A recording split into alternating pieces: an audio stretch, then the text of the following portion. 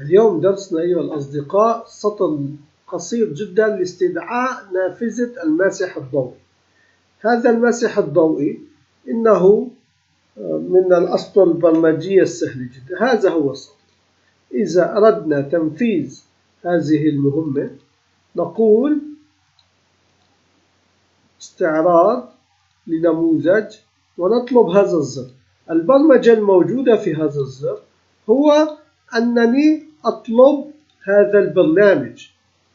عندما يتم تنفيذ الEXE الخاص بالماسح الضوئي يظهر لنا نموذج الخاص بالماسح الضوئي ونكمل عملنا. فإذا من المهم أن ندرج ضمن نموذجنا زر للماسح الضوئي، زر للطابعة، زر لتحكمات خاصة بالكمبيوتر لكي يتمكن المستخدم من استخدام جميع الميزات الموجودة للبرنامج الذي سوف نصنعه. فإذا البرمجة سهلة جدا، سطر فيه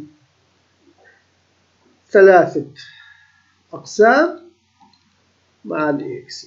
شكرا لمتابعتكم، نلتقي غدا في درس جديد.